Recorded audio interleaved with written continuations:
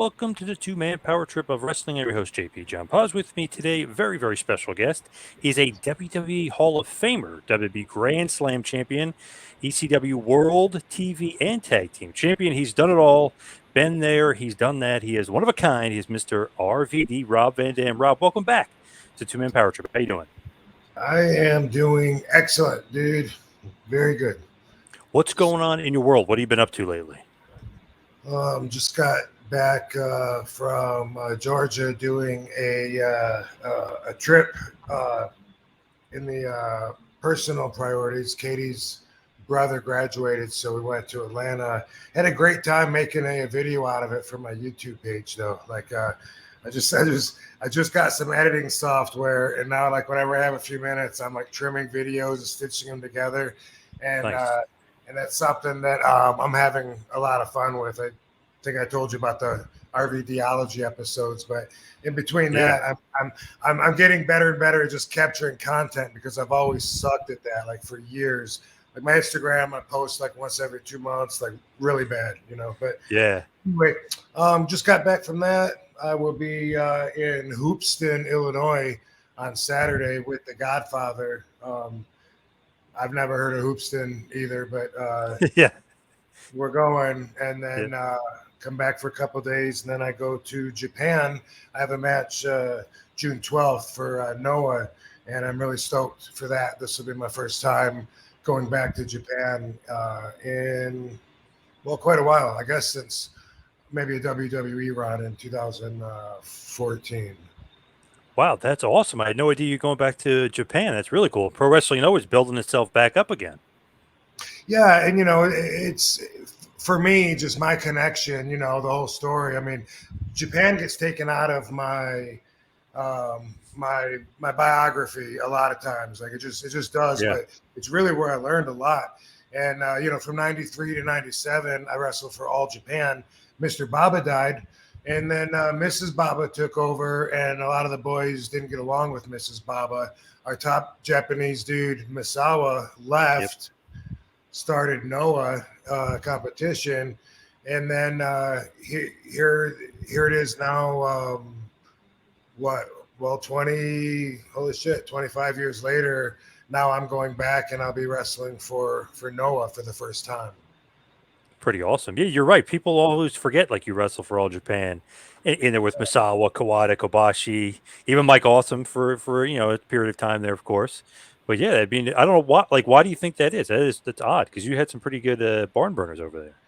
I assume it's because that was either pre-internet or right when the internet was starting. I think it was mostly pre-internet. It was around that time. I don't think people were VHS trade taping, but I think that maybe people don't know about it as much because they didn't have the accessibility. I mean, that's just a guess, though. I mean, I started there when I was just 22, and really learned to put it together over there by getting the shit kicked out of me by Kawada and a lot of the other older Japanese guys that felt like I needed to be humbled a little bit, wearing a black belt, doing jumping spin kicks over there. Yeah. With my rosy red cheeks and bare feet. But they were right. And then, I really did learn to put it together there. As a matter of fact, one very pivotal match I had was with Danny Croffett in 96. Might have been 95. I think it was 96. And, man, I learned so much in that match. I'll just always remember it that way. That he taught me that it matters when you do your moves in the match, you got to learn how to connect with the emotions and build them with the crowd. And without all that time in Japan wrestling in front of that awesome crowd, I wouldn't be the same RVD. You like that style? They're obviously a little bit more snug and stuff like that. I love that. Yeah, I always loved the style. Didn't love the traveling as much. Wasn't into the food as much. As I got older and more experienced, especially after Sabu came over to our company, and I could travel with Sabu. He taught me a lot more about how to get around, because the first tours, all the young boys, the whole goal is to try to not spend any money because it's so expensive. So all the boys would bring big bags of tuna fish for some reason, you can't get that there. And peanut butter, and you try, and it's like, no, don't drink a Coke out of your refrigerator in your room. That's 300 yen, and across the street it's 120 yen, and it was like that.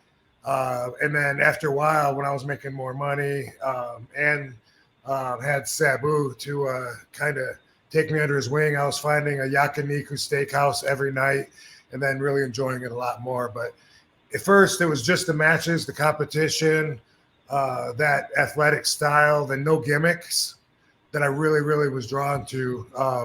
But I was homesick, paying dues to get there. Yeah, I mean, it's got to be what, 14-hour flight or whatever it is? I mean, that can't be fun either. No, that's not fun. And then sometimes we would have like lots and lots and lots of bus rides. Sometimes we'd have like a 10-hour long bus ride. And then we would hop on a ferry, drive the bus onto the ferry, go across a waterway, and then still have like another 2-hour drive. And it was a lot of that.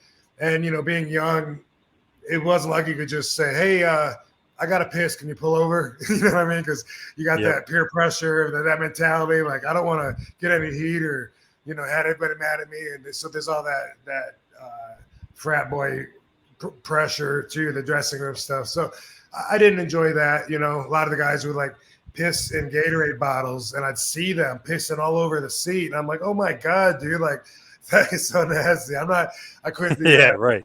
Gross. Long ride there. But it was something where right away I felt appreciated. And then more and more as I was there, they let me really know how much they appreciated me, the fans and Baba. Even, like Phil LaFont, Danny Crawford, he was telling me, like, he would say, like, if you ask me in front of people, I'm going to totally deny it. Don't tell anybody I told you this, but Baba loves you. You got a future here. And so that was something that was different, I think, than other places in its own flavor. Baba saying, what do you need? What do you want to make you happy? It was good, enjoyable, Eastern loyalty. It was a good experience. What was about Baba that you liked so much that, a lot of the other guys did too, but they didn't like about the wife? It's just because she doesn't really know the business, or, what was the disconnect with the wife? I can't speak for experience because, I didn't talk to her that much. I talked to her a few times, not enough to really know her. And with Baba, it wasn't like I was hanging out with him, going to his house and golfing with him, So to me, it didn't make as much of a difference. Guys like Misawa, Kawada, Taue, Kabashi, those guys like grew up there in that company underneath Mr. and Mrs. Baba. So they had a lot more of a personal relationship that I really wasn't privy to. Were you hanging out with Johnny Ace those days? A little bit. But I was on the other side of the fence. There was literally an invisible fence right in the middle of the bus, and the hoods were in the back and the office was in the front. And it was so ridiculous thinking back about that mentality, but that's when I was young. That's what got put into my brain. And that's what I identified with when we get to Nagoya. I'm looking forward to scoring some hash so we can smoke. That automatically made me a hood. Even if I wasn't into coke and acid and meth, all the crazy shit that everybody was into, I still would end up with that crowd in their room. And Johnny Ace would be office. He would maybe get something to eat with Stan Hansen or Dale Wilkes or maybe Doug Furness. And it's weird how that bothered Gary Albright so much. Like every single day, Gary Albright talked all day about how much he hated Ace. And there was so much heat there, like Jungle Jim Steele. Remember him? Oh God, yeah. I interviewed him not that long ago. Yeah, I loved him. Yeah. Oh, okay, cool, man. I haven't talked to him probably since this story I'm going to tell you. But big, jacked up, 280-pound bodybuilder dude. We're coming out of the Hard Rock one time, us hoods, in Roppongi, and we get a few steps out the door, and then Gary all of a sudden he would turn heel when he would drink. They called him Hyde. And he turned heel on Jim. And he was just like, I'm not going anywhere with this fucking pussy. And whoa, where's this coming from? He's like, fuck that, I'm not going anywhere with him. You're Ace's boy. We're like, oh, come on, Gary, not this again. No, fuck that. You were with Ace all day, man. You're fucking stooge. And Jim was like, Gary, what? I mean, I like both of you guys, whatever. Gary went smack, and he smacked him so hard across the face that we all felt it, Yeah. Like, oh, poor Jim. Jim's such a good guy. And now he has to really either eat shit or what's he going to do? Respond in a retaliatory way, which would not be pretty, especially with a drunk Gary Albright wanting to time in a pretzel. But it was like that. So it was so weird. But of course, I never had any issues. I like Johnny. And I don't know what that was about. It was almost like mythical, like the like having the heaven and hell pulling at each other Right. on the bus, and it getting a little bit political from there. Not that Gary had enough pull, to bury you if he didn't like you or anything, but he had his way of pouting and making you realize his feelings. Man, I wouldn't want to be on Gary Albright's wrong side. Oh my God. No. He was a beast. He was a monster. Yeah. Kind of like a undervalued, just great gaijin like legend. I mean, he was a beast. Yeah, he wrestled so stiff, and like everybody knew that he could scrap, and he came up Nebraska amateur champion, like less guy you want to fuck with. And when he would drink, he would want to fight. I mean, his very first tour that he came over from UWF or UHF, whichever it was. We were in a bar. Everyone's getting along fine. A little while later, after some beers, he's down on his knees with his hands behind his back, talking to some military dude that happened to have pissed him off. Going, come on, pussy boy! Come on, pussy boy, hit me! And we're just like, oh my God, this dude. Yeah. Well, crazy. Did you think at that point though, if like when people look back at that like Kings Road era, if you will, of All Japan, they always say, "Wow, it's like the greatest rosters." Like, when you're in it, do you think like, "Wow, look, there's Hanson, there's Dr. Death." Like, do you look at it like, "Wow, what a roster I'm under here"? Not me. No? And not since I was probably in my early 20s. Kind of had that Mark mentality taken out of me and replaced with a perspective of competition. And then it's weird because now it's like this could be someone that I looked up to as a hero when I was a kid, never having a clue that I would even be able to wrestle with them at that level. But now that it's real life, I'm thinking, man, you know what? I want to beat this dude's ass. Like, fuck this guy. And here he is, someone that I thought was a superhero before. Now I'm literally measuring myself up against him because of, some real non-work issues, and it's like total different perspective. And the way the competitive mind takes over, it feels like that with everybody, like, everyone's jockeying for position. Everyone's trying to either stab each other in the back or get ahead at the other one's expense, and just all that stuff. The way it gets to me, I always kept my circle really close, really small circle. Yeah. And really, like, it's been really refreshing the last few years to break out of that state of mind and not feel like that anymore. Like, I don't feel competitive anymore. I feel like, dude, I got life more figured out now. Maybe I was still trying to build a name, and maybe that's why it was so important. I don't know. But now I feel more like, okay, I'm good. I got my path. You have your path. That's awesome that our paths are crossing together right now, and we're having some adventures. And I don't have to worry about how you're going to cut me off, so to speak. Yeah. That competitive edge is kind of gone. You're very Zen-like. Very Zen. Yeah, it's so much better for me and for my spirit, so much healthier. When I look back to having that mindset, like when people ask about my relationship with certain wrestlers, I have to think back to how I felt at that time 20 years ago. And man, a lot of those guys that even if they were like really good guys, I had reasons, whether it was, them being snug in the ring or something, whatever. But I'd have reasons, to be like, still feel like I had to have my my defense up around all the time. And now it's more like when I see people, some of the people that I didn't get along with maybe, or didn't think that I liked for years. And now when I see them, you know, it's like, oh, cool, man, you're still alive. Good for you. You know? Yeah, yeah, yeah. Yeah. Yep. Now, you mentioned RVDology, and obviously the YouTube, you're starting it up, you're starting to get some stuff. Just explain to everybody what it is, because I know you have stuff out there like karma and perception and speaking in absolutes, but what is RVDology?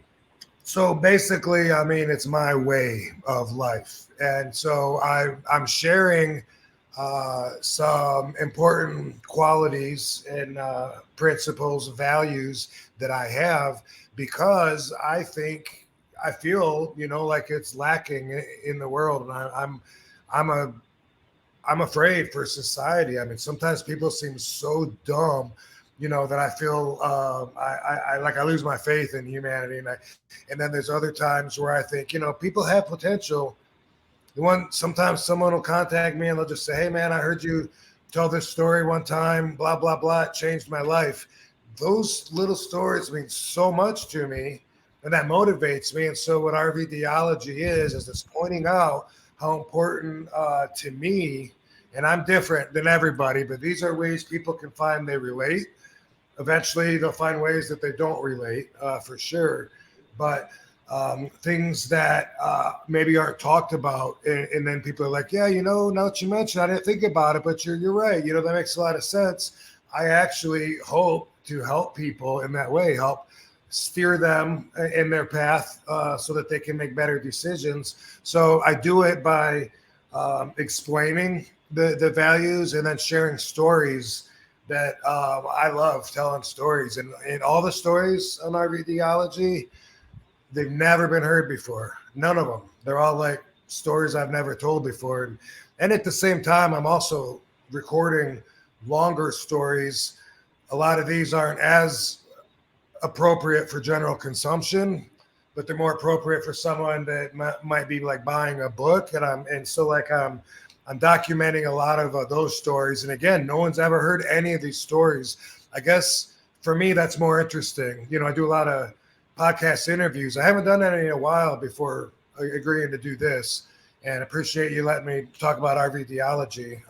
My YouTube page is The Real RVD, and I like to share this. But a lot of the podcast interviews seem, you know, like the same questions over and over. You know, what was your crowning moment, and who was your toughest opponent? And it's like, I guess for me, like a lot of the really fascinating stories where I can remember I learned and pivoted a little bit at that point in life, in a good way. That's what fascinates me, because these are stories that are pretty exciting. And some of them are about other wrestlers backstage in the ring. Some of them are when I was a kid, whatever. And since I'm on the production end of it, though, by the way, you know, I'm learning as I'm going. So sometimes, sometimes the audio is a little scratchy or whatever, but I'm getting there. The newer ones tend to be better than the original ones. So you're doing all your own stuff, like you're doing your own editing, you're doing everything by yourself in house. Yeah, I am at this point. Yeah, and I enjoy it, but the editing some of the, like I have a phone app that I just got, and I added this episode that I just posted today on my YouTube page about my awesome Memorial weekend. And man, it was fun. Every time I'd have a few minutes, I'd be like trimming a scene, stitching stuff together, rearranging orders. And I had fun with that one. With the RVDology, it's a lot harder because I'm using OBS. And for me, that's a lot harder than the little phone app, you know, but it's a different thing. But it's a different thing with a green screen behind me. And, you know, maybe it'll morph into something else eventually. But what it is right now is I try to keep people's attention long enough, you know, to make it to the end. But I like to warm up with how I feel about what we're talking about, and then, you know, share some really personal stories. It was interesting. I was looking on there. I was like, Tiny Zeus Lidster. When the heck did you run into Zeus? But that's pretty interesting. You know what I mean? Like, that's something I don't think I've ever heard before. You and Zeus crossing paths. Yeah. And This was in Thailand in 2001. I went there to film this movie, Black Mask 2. And the conditions were not favorable to the seasoned, actor. He had lots of reasons to complain, but I was really happy. Man, this is awesome. I'm doing martial arts movie in Thailand. They're paying me, good.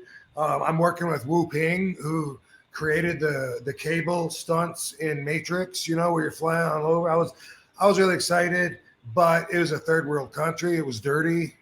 We had to get tetanus shots before we went there. We were told we couldn't eat any food that had already been opened. It had to be right out of the package.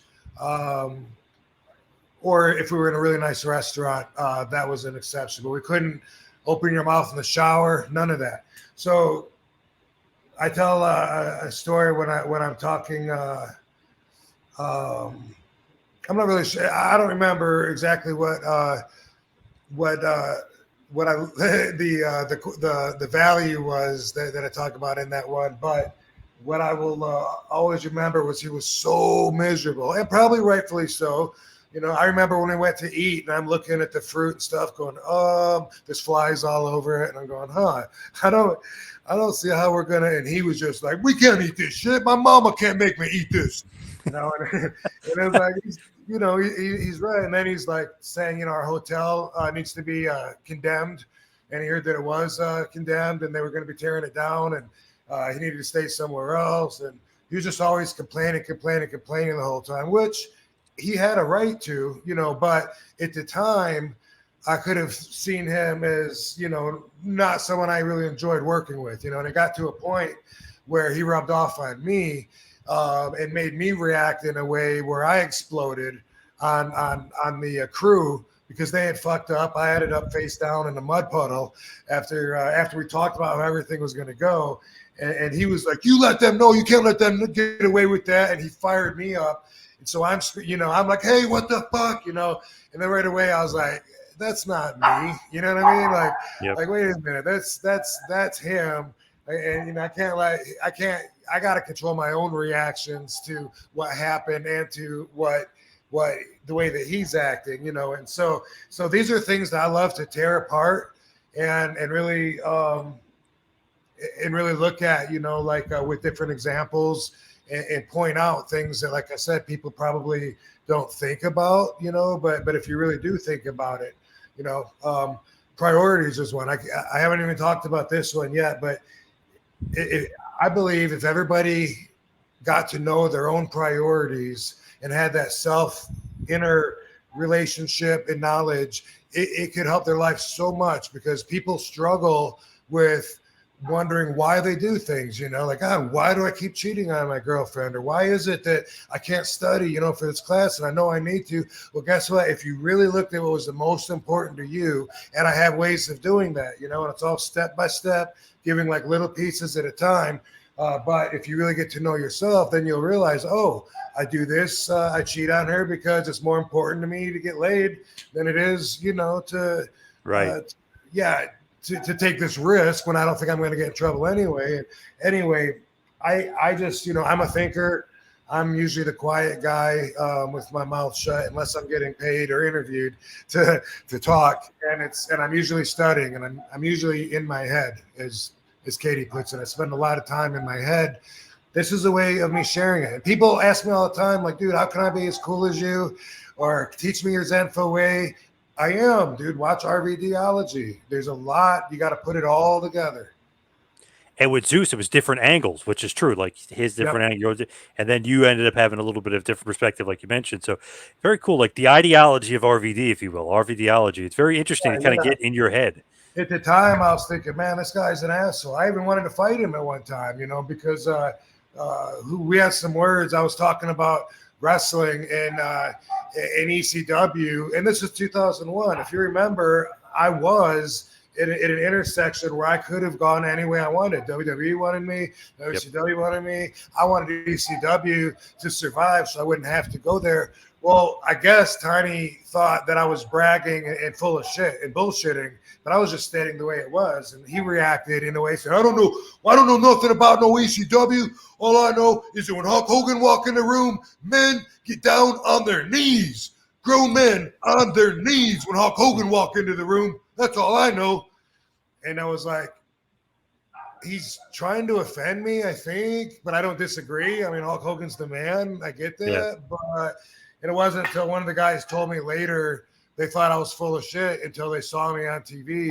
And they were like, oh, my God, he is the whole fucking show. Like, why would I lie and bullshit? But a lot of people would, I guess. I wouldn't, but a lot of other people would. So I went from thinking like, man, this guy's been a pain in the ass, the worst negative energy on the set. Let's get him out of here. To now seeing a bigger picture, I look at it like he had his own experience there. Couldn't wait to get off the movie. He left after 5 days, and he was probably promised a hell of a lot more than was delivered. Hey, stop it. With you and 01, it is interesting because WCW wanted you, right? ECW had you, and then WWE, you'd eventually end up there anyway, but they wanted you at that point. I mean, was that a big time life decision to kind of stick with the ECW at that point, or was it easy to kind of walk away right before they ended? Well, it was like I was really learning to pay attention to the universe and the signs, more so later that, in 2007 when I left WWE on my own choice. That was when I was really studying my path. But it was like my gut told me, stay in ECW. That's where I'm happiest. That's the artistic expression that I preferred and wanted to do, and was hoping the audience would grow to a point where that would substantiate a living for everybody. WCW had straight up offered me a contract, with numbers on it, and WWE was, competing against that, and also we had the invasion thing that we had done, so I knew they're watching me. It was just the way that it was, I was like, I wasn't lying to say I was in high demand at the time.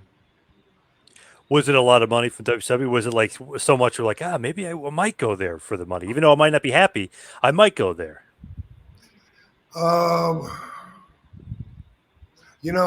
think I like to say that I would consider anything, I mean, even if considering means asking myself, do I want to do that? No, to me, that was worth considering, whatever that was that I just asked myself, Yep. This was more money than I had made before, but Paul had to step it up then and then offer me something to compete with that.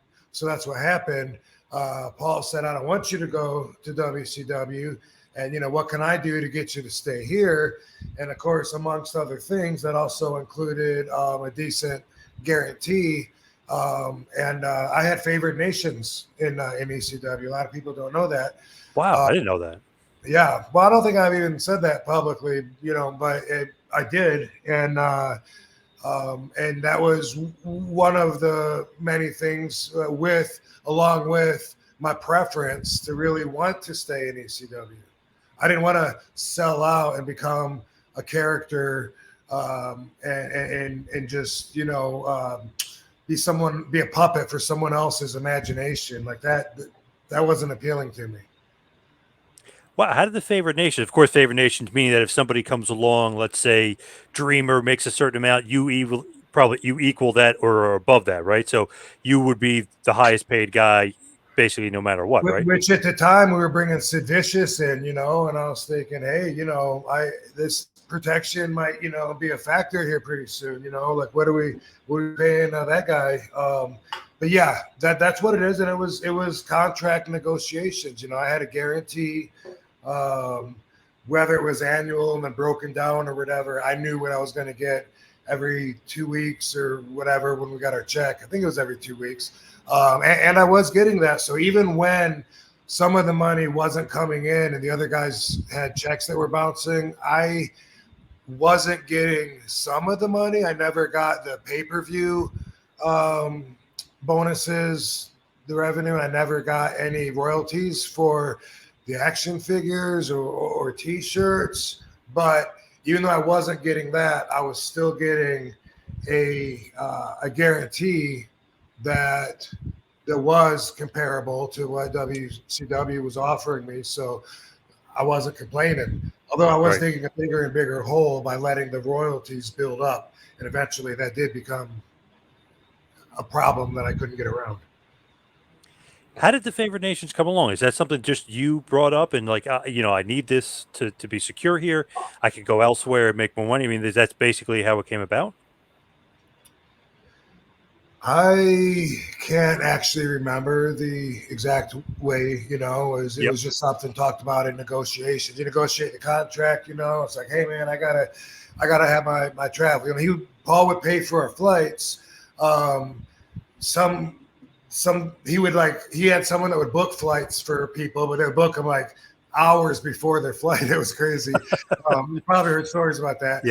I would book my own flights and then just tell him, hey, it was $500, and he'd reimburse me. Sabu, who had the Winnebago, he would drive in, and then Paul would give him the money for a plane ticket, but Sabu would keep it and drive in. We all had like our own deals, I got to have my hotel taken care of or whatever. It was negotiation tactics. I don't think I had an agent at that time.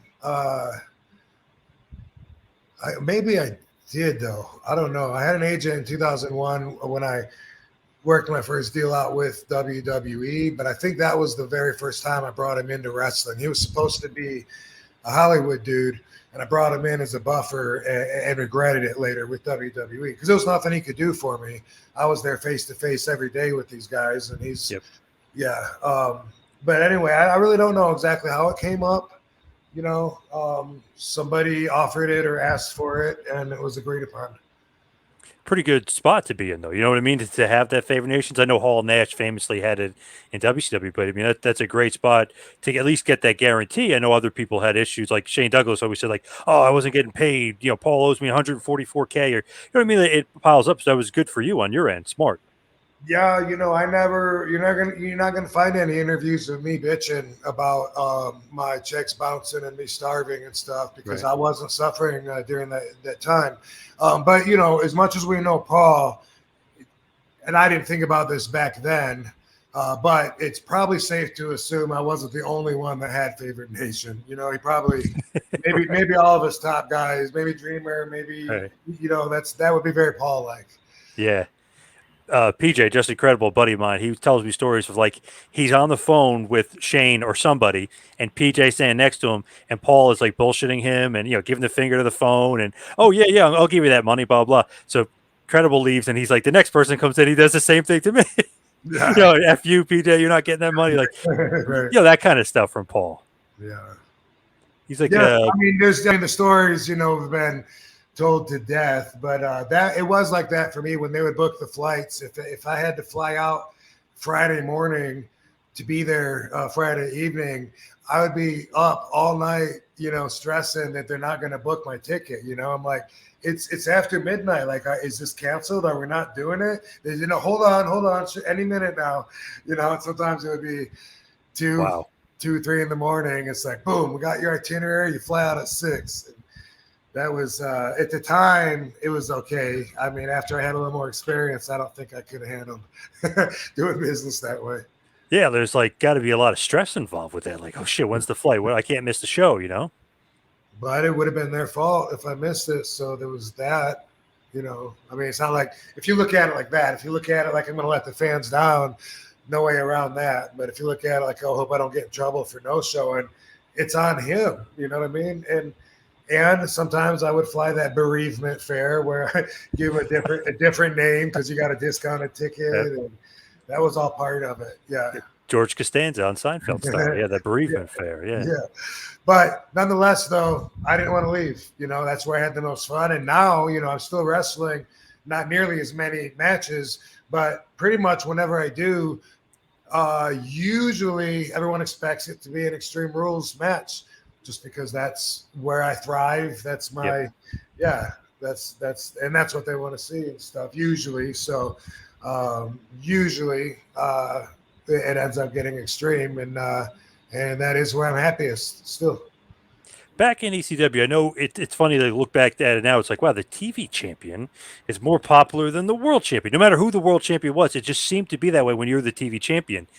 Was that like on purpose by Paul, or was it like destined for you to unseat the world champion and be double champ? You know what I mean? It felt like that kind of thing where it's like, wow, the TV champion is here, the world champion is just a step below. When you were the champ, did you have that same kind of sense of where you're supposed to be the world champ? Well, that was my vision. Was I wanted to have both belts eventually, but maybe still. But once the TV belt meant more than the heavyweight belt, if I had them both, then I could still put the TV belt forward and thereby still increasing the value of both, because the heavyweight champion is always going to have the built-in grandfathered-in value of being the champion. I wanted to have both belts. I wanted to wrestle Mike Awesome for it because I thought he was a great champion. Yep. And it was talked about. I can't tell you what Paul's plans were because I'm sure, if we talked that far ahead, I'm sure he told me one thing and Mike one other thing, so I can't really say what his plans were, but that was something I enjoyed doing. I wasn't in a hurry to do it, because like the fans would be screaming RVD, like sometimes through the whole show till they came out at the end. What do I need the heavyweight belt for? And then I felt it was on me. I felt the burden, the pressure of making sure that they got their money's worth because I was so high on ECW, pushing it, promoting it everywhere. You got to see ECW. It's the best. So I really wanted them to feel like, man, you're right. That's, and so I really felt like my efforts did make a difference at that time. And that in itself was so rewarding. Best, most fun time out of my whole career. And also, those matches that I had, part of that is, I think, being hungry, so that's the paradox of it, is like eventually you don't want to be that hungry anymore. But then when you're not that hungry, then the fire doesn't burn quite the same way. And you find other reasons to do it. But I mean, it's just a little bit different. When I was building my name still, and I was like, man, every time, people leave this building, I want them to tell people about me. And then those people come. Like after a while, when you lose perspective of that on a different scale, then, then there's certain tiers of competition that are lowered, for better or worse, maybe right. It's, To me, like when you're building yourself up, to me, and correct me if I'm wrong here, when you beat Bigelow, or you have that match with Bam Bam Bigelow, I feel like that is what really, like, okay, RVD's awesome, I love this guy, but when you beat Bam Bam, then it's like, oh shit, like, okay, he's a main eventer now, like, you know what I mean? Like that brings you to another level to me, because to me, Bam Bam, I love Bam Bam. I think he helped Taz, I think he helped Shane immensely, but I always felt like, wow, when you beat him, it's like, wow, holy crap, he beat Bam Bam. Yeah, no question about it. That match goes down as definitely one of the very important moments in my career. And I didn't understand it. Paul knew it was going to happen. I feel like I've said this many times, but that the next night after I beat Bam Bam, I was wrestling Mikey Whipwreck at the Queen's Elks Lodge, and I had this idea because I was always trying to outdo myself. I want to crotch Mikey on the guardrail, but come across the whole walkway, the entranceway, and springboard off the other guardrail and clear the whole entranceway and kick him. When he, what do you think, Paul? You think, think that'd be? He goes, it doesn't matter what you do. These people are gonna love you. And I really, I was like, whatever, weirdo. I had no idea what he was getting at, but total different energy immediately from the crowd, and it never went back. So they definitely held me in a higher esteem instantly. after that Bam Bam Bigelow match, no question about it. And the whole vibration of my relationship with the crowd was just like boom on a much higher level. So, that was great. I loved it. I loved wrestling Bam Bam. Yeah, he was such a key part because he really got Taz to the point where he got Taz super over, and even Shane. When Shane, he's over, he's a big name, but when he beat Bigelow, it's like, oh shit! I don't know, you take more notice if you beat a guy like Bam Bam with a name, and even like Terry Funk, like those type of guys, you really establish yourself. Yeah, yeah, I guess so. And as far as just extreme hardcore wrestling goes, Bam Bam was great at that. He was old school, so if I ever like really caught him with something, say I whack him with a chair and it hits him maybe harder than I intended or whatever. I always know when the receipt's coming, and it's like this mutual respectful thing because that's the way that I got brought in. It's like, okay, here it comes, and whether it's just a bam, it could be a really stiff clothesline on the floor. You can pick a table up and throw it at me or whatever. Is one move, bam, and then it's over. It's like tat for tat for tat, nothing personal. It makes the match better. It brings the competition up. And then just. And it looks good, and it's I love that. So, I miss him just like anybody. Now, you mentioned before, like, you don't have a lot of guys in your inner circle, or you didn't have a lot of guys in the inner circle, obviously Sabu.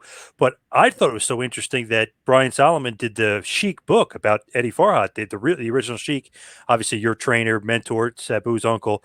Was him like being your trainer? Was that a part of the I got to keep things like this? Because that literally was his gimmick, is he kept kayfabe to everybody. Is that why you were like that? I still am because of that. I'm still offended by a lot of the stuff that I see nowadays because I was taught, and I know I hate it when people say I wasn't brought up that way because I say nobody was brought up that way. We have to adapt. Your perception changes when you're an adult. Yeah. In the wrestling business, I don't really feel like I have to change to adapt because I've been wrestling, 30 years and what am I trying to do? You know what I mean? I'm just trying to be true to myself. But it was the number one rule was to protect the business. Always, always, always was. And then somewhere way down the road, it became number one rule: safety first. Like what? That's so opposite. Like the way we trained. If you got bloody, that was good for the match. Made it look good, and there was no air allowed between anybody. My whole training with Sheik was all about grabbing each other and holding each other tighter, bringing each other in, whether it's a headlock or a waist lock or an arm lock. It was always about coming in and bringing in and squeezing. And anytime somebody was on their back on the mat, boom, you better be jumping on him, trying to pin him, because that's what you're out here doing, is trying to win. And that's not the way that I see a lot of wrestling today. So a lot of times, it eats me up. What's the right way to put it? Some things, are less than enjoyable for me to watch just because of that mentality, old school perspective that I have, because I see where it's missing. And I think that the audience might not exactly know what's missing, but they just know they're not as connected as they used to be, back in the day with other wrestlers when it was different. And I do know what it is, what it was, what's causing it. And so seeing that makes me think, what do they expect? I mean, what's it going to be eventually, unless it just goes straight up to like a Broadway play?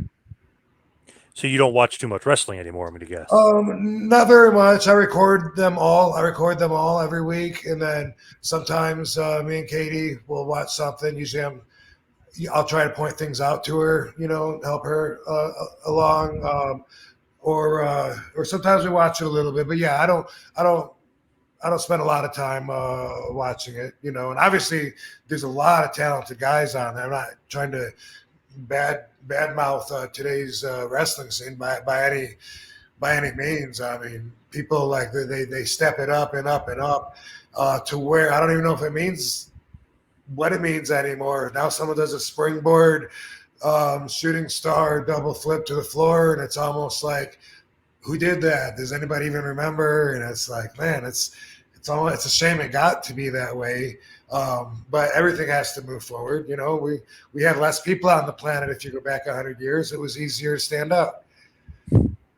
Yeah. Yeah, that's very true. Yeah, that's true. To me, definitely somebody's missing. I don't the guys aren't as larger than life. I mean, there's some guys that stick out like Roman Reigns or Brock Lesnar or something like that, but I don't know, like there's not those larger than life guys. Back in the WCW, WWF, ECW era, I mean, it's all those guys were larger than life. Yeah, it's almost like they decided that they would sell more tickets if the wrestlers looked more like regular people and if people could relate more. I don't know. And that is a factor. I mean, obviously, people can relate more when they are about the same size, same look. And then we have a lot more fans that just walk their way right into the business. And with today's cancel culture, nerf friendly, safe work environment that we have, it's easier and easier and easier for people to just get into the wrestling. Whereas, we had to get beat up and stretched and all kinds of stuff before we made it past day one. That stuff doesn't fly anymore. And everything has changed about the business so that now anybody can have a chance, Funny, I was just talking to a couple old school wrestlers. They were saying like when they broke in, and we're talking about late 70s, early 80s, they breaking in. They're with professional football players. The football player doesn't make it through. They end up making it through, but it was almost like they got their ass kicked. And these pro football players are getting their ass kicked so much, but they just didn't want it enough. But nowadays, like, oh, anybody can get in. They're not going to kick your ass and see if you can stand the test of time and actually see how bad you want it. They'll train you anyway, even if you're not going to make it. So interesting. Like, wow, wouldn't you cater to this pro football player back in the day? No, they're going to kick his ass just like kicking anybody else's ass. They want to see if you have what it's got, in inside your heart. Like, do you have it to make it in the business? Right. Yeah. And that's always been, the call on like who's training. It's their call to make. Do you take somebody's money and train them just for the money? And so you got an extra body in your class to take bumps, or do you do the honest thing and say, look, man, you're never going to make it anywhere in the business. And, it was Bill Anderson in California where Ultimate Warrior and Sting came from that school out there.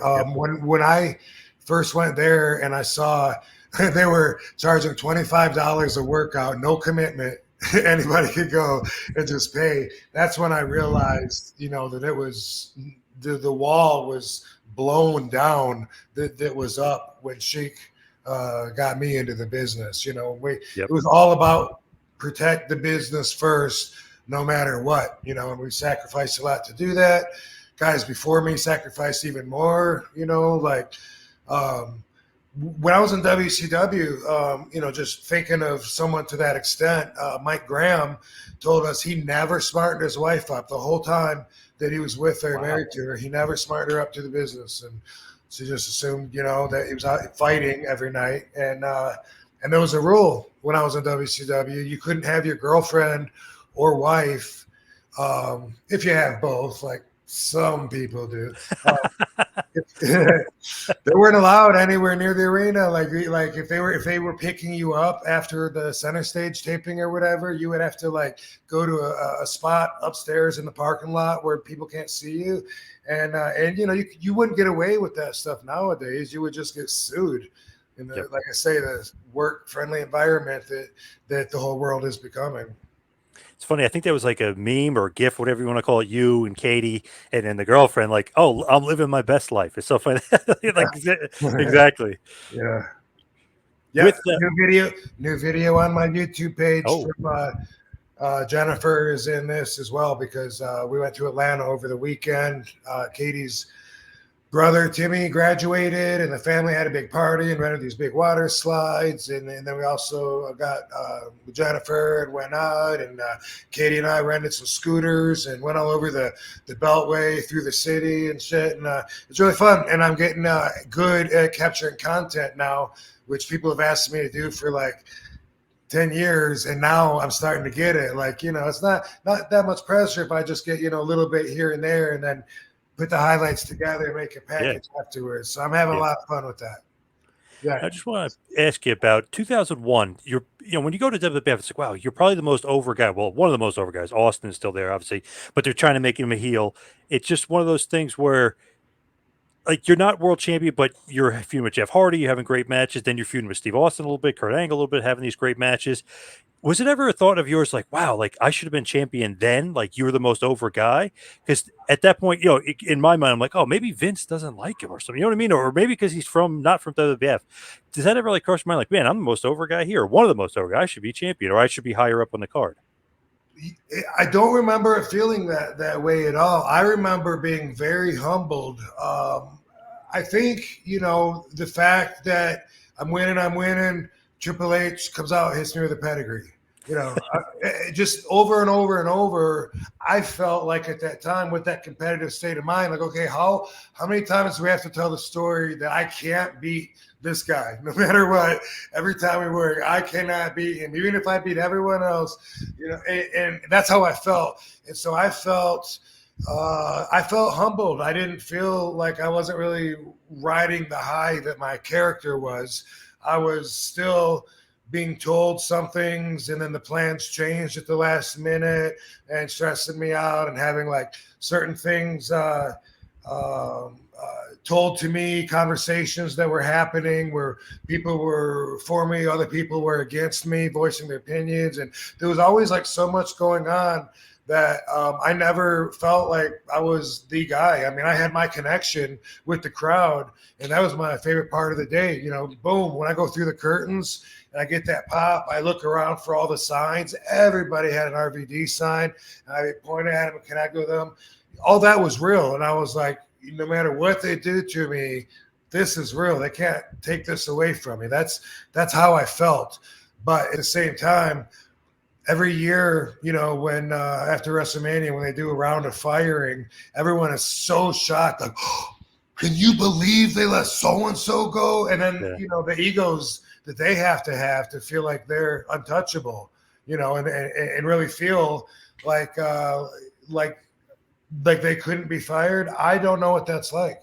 I felt like the whole time I was there, even though I was really connecting and I knew the fans loved me and I knew that I was loving my matches and all that, there was enough going on to balance that out in my head to where I still, felt like I was definitely expendable if they chose, to do this instead of this one time. Yep. For me, it was more like, oh, I'm not fired? Okay. That's how I felt.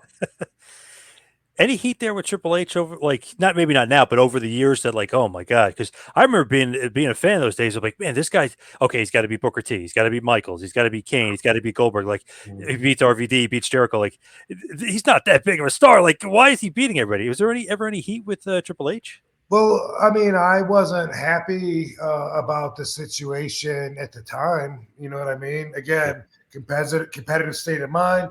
You don't look at it when you're across the ring from them and you're both competing for the love of the crowd. You don't look at it like, hey, this guy is not a CEO, but whatever his position was at the time, he is qualified to make important decisions. He sits in on the meetings. He's one of the guys that directs the paths of where the whole show is going. You don't look at it like that. You look at it more like it's not fair just because he's with the boss's daughter, and really there's so many more variables to it that you just don't consider at that time. And a lot of wrestlers don't grow enough to see the whole picture. So forever, their opinion will be like it is in the book they wrote, where they're like, if it wasn't for him, I would have, had a great career. But, really, it is what it is. But looking back, I had great matches with him. He's a really good wrestler. And at the time, I don't even think I could have admitted that, just because I felt, more like puffing my chest out and trying to fight for every inch I could get. Funny, like looking back though, it's like, okay, like I wonder if RVD and Vince like have this good relationship. And then I watch the documentary, and then I see at the Hall of Fame with him, and you guys, it seemed like you have a great relationship with Vince McMahon. What's the relationship like with Vince? It just seems like not what I thought. Yeah, no, we have a great relationship. He's I have nothing but respect for him. from my personal interactions with him, he's always been nothing but super respectful to me. And, from watching so many of his interviews that he does, I find myself agreeing with him almost 100% of the time. And I really learned to respect him the more I understood, about life, and just the more I grew.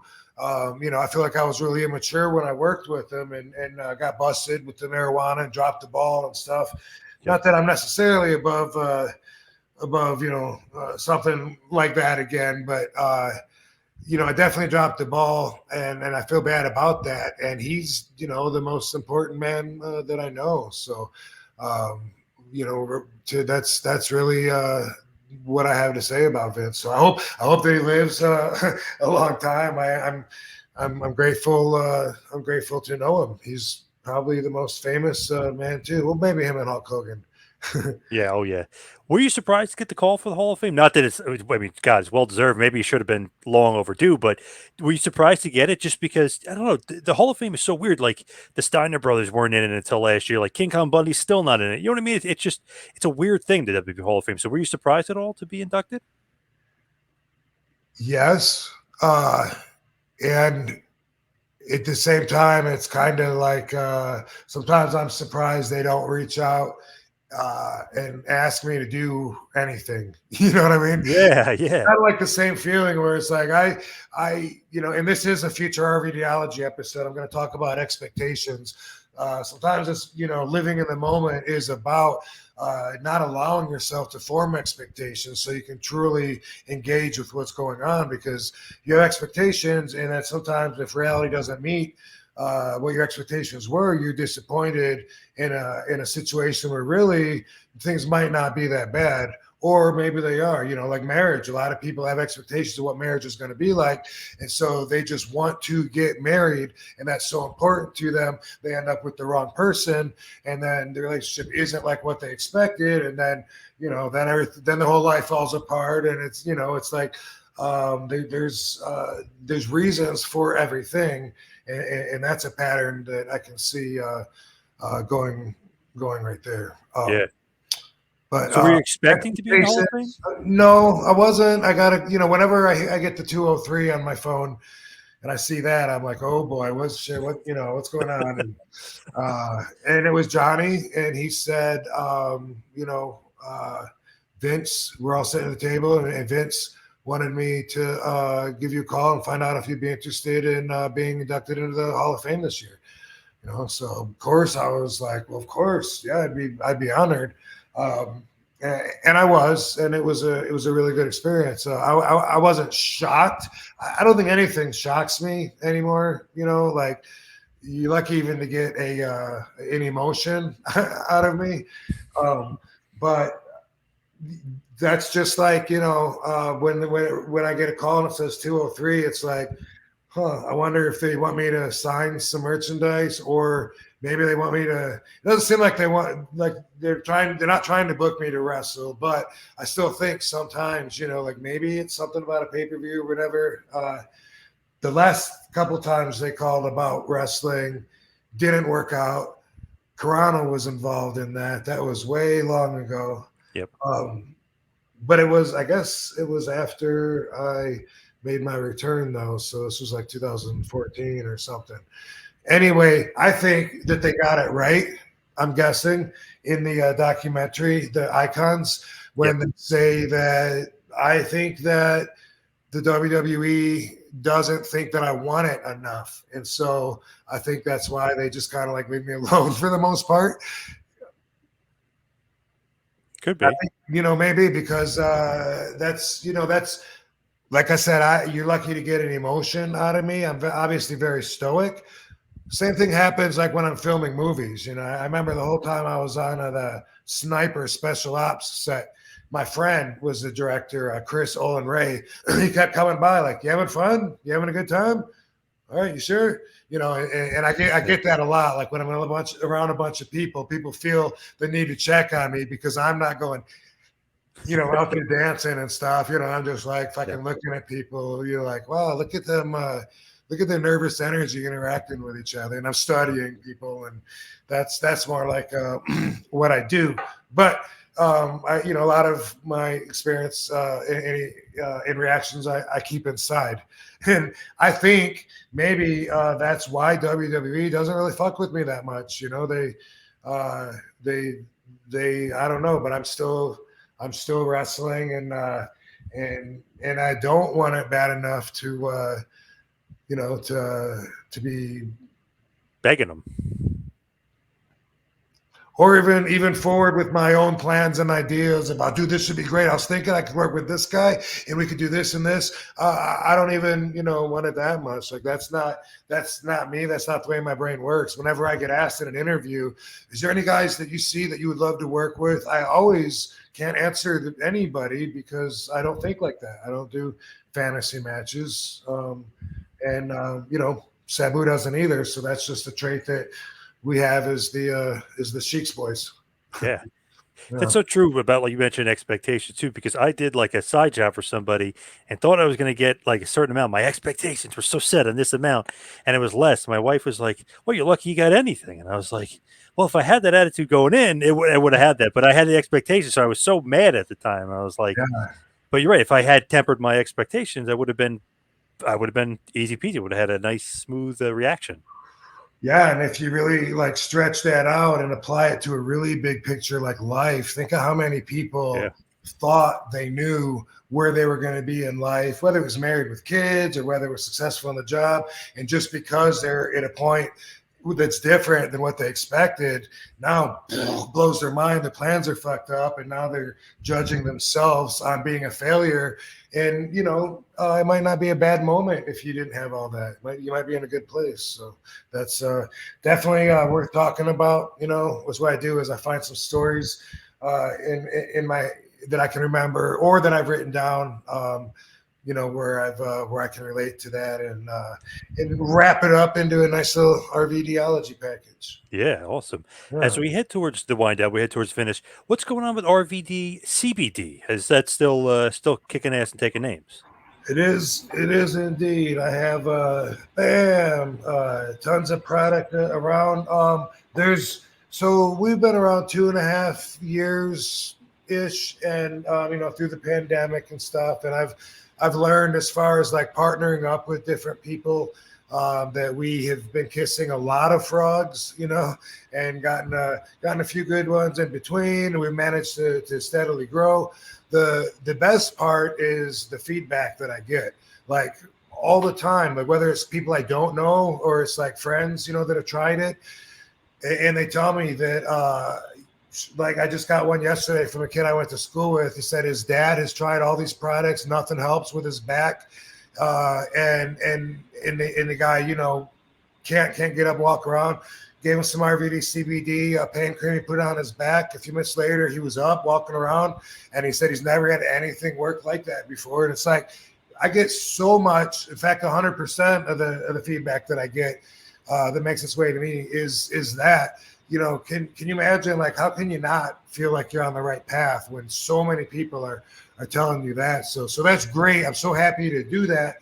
At the same time, there's other cannabinoids, and that's what I want to grow into, because there's CBD, which if people are saturated with THC, they're not going to try CBD, or that might not be for them. But people that don't smoke pot, they can use CBD as an alternative medicine, and everyone gets different results, but amazing results because it tells your own systems how to heal. It's kind of like hooking your truck up to a diagnostics test because you have this endocannabinoid system that's a message center that goes throughout your body, and the CBD, just like THC, it'll latch onto the receptors of your system and do a check and find out, mostly based on inflammation, just like anything. But sometimes other imbalances, and everything from thickness of bone, helping broken bones heal better, to regulating menstrual cycles, to of course anxiousness and helping sleep, and headaches, migraines. There's been so many reports that are, some of them are common, some of them not so common, that of ways that it helps them. So I want to keep exploring all the other cannabinoids too. You know, we only knew about THC forever with marijuana, and that was. Do we have a second? Do you want me to give you a quick education on that? Yeah, absolutely. Yeah. All right, check this out. So cannabis, marijuana was banned in the 30s. Harry Anslinger had to campaign state to state. He was an asshole getting it banned by all these lies. And William Randolph Hearst was pushing in his newspaper, oh, it makes kids crazy and everyone's getting addicted to it and blah, blah, blah, the devil's weed. In 1947, Mayor LaGuardia said, you know, if I'm going to make this prohibited in my city, let me do my own tests and compare and see if all these claims are true. He tested it. You can look up the LaGuardia Commission report and you'll see the results from that test. Marijuana is safe. You shouldn't prohibit it. You shouldn't be locking people up for it. There's no evidence of it being addictive, leading to other drugs, or of kids using it at an increasingly alarmingly rate. None of this is true. So Henry Anslinger buried LaGuardia's report and made it illegal to study the plant forever in 1947. So all through since then, it's illegal. All we know about marijuana is it gets you high. Now that it's getting quasi-legal state by state, now we're starting to study it in the last several years, and we're realizing THC, which gets you high, is only one out of over 100 different elements, little particular factors, cannabinoids that are part of the plant's personality. So you can take different cannabinoids and you can combine them, you can manipulate them, and you can actually, especially with enough study, learn to get different results that you want and also avoid results that you don't want. And I have seen where you can go to a doctor and you check boxes and you say, I want a formula that has, I want to be able to focus. I want to study. I don't want the giggles. I don't want the munchies. I want to be able to, I want to feel creative. I don't want to feel cloudy. And you check all these boxes, and a doctor that studies, that's really into that, will say, I'm going to recommend, this is a 20% CBN, 20% CBD, 50% THC, and then 10% THC1, whatever. There's all these different. So that's where the science is going, which could replace at least 80% of pharmaceuticals, and that's why it's prohibited. They got to make their money, big pharma. Yeah. Yeah, not just that, alcohol, tobacco. Well, yeah. Everybody, not everybody, but everyone that rules the world, the evil 1%ers that make all the decisions. So now they're learning to control all the grow farms, and then they're going to flip the switch when they can profit from it, which they've been investing in for a long time. But so now I have RVD CBD, which RVDCBD.com is where we sell most of our stuff. We're in several stores in different states. We can mail that across state lines. RVD THC, that has to be grown and licensed separate in each state. So I got to have different partners on that.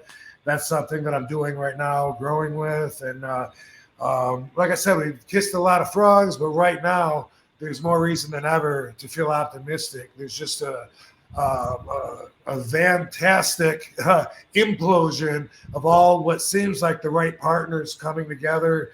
Networking has a lot to do with collaborating on distribution, on new items, on getting the product out there to more people. So super stoked about it.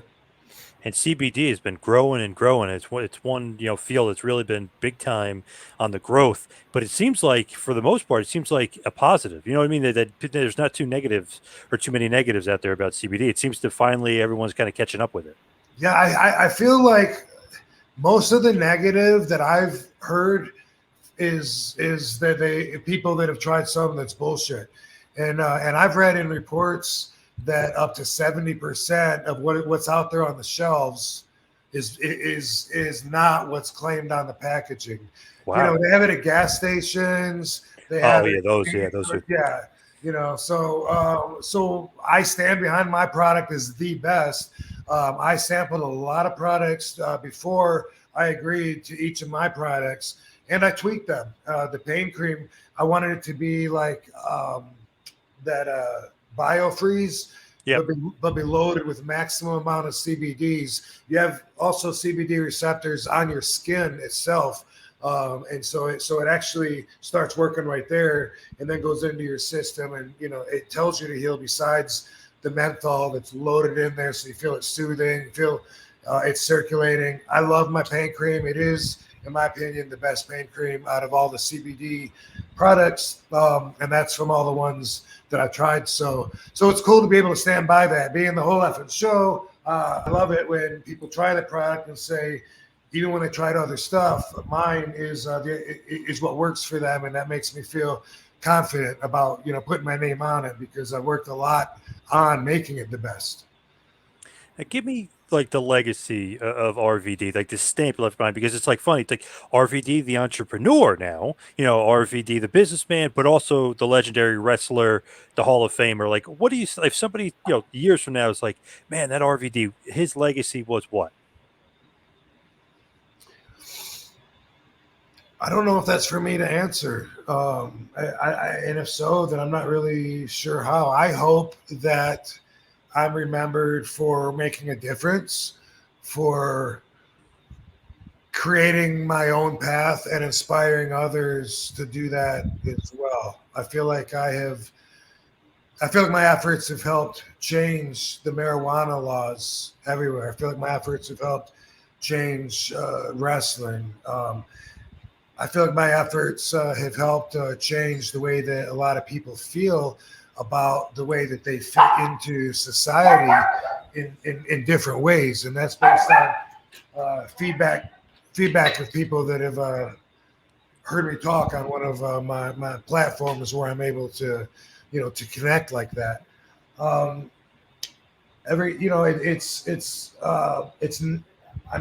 not,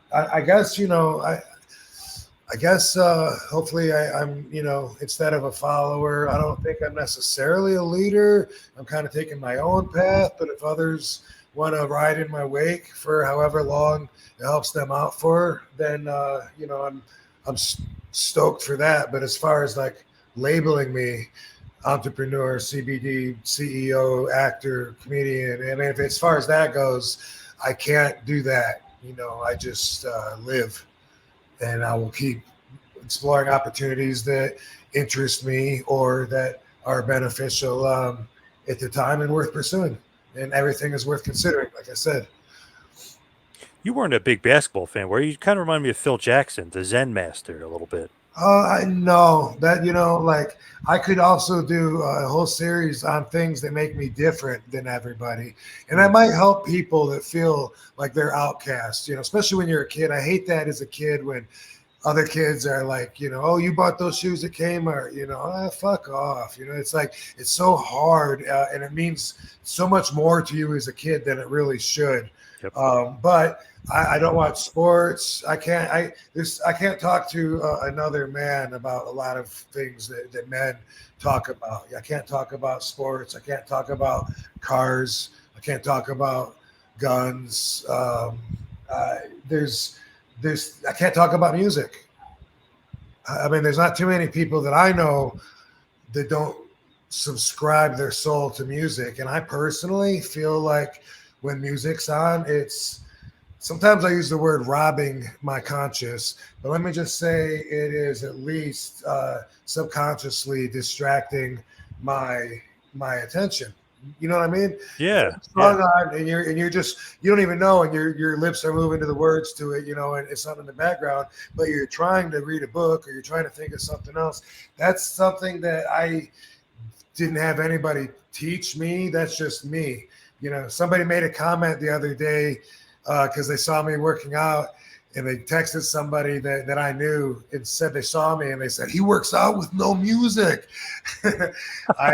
I drive with no music Wow. a lot of times. And it's weird to me that music is such a big part of life. You wake up to music on the alarm. You have, even if you're going to watch a TV drama or comedy show, it opens with music. Commercials have musical jingles. Your phone rings, it's music. I think that music controls people to an extent that I maybe don't subscribe to. What about Pantera Walk? No, you're not going to listen to that?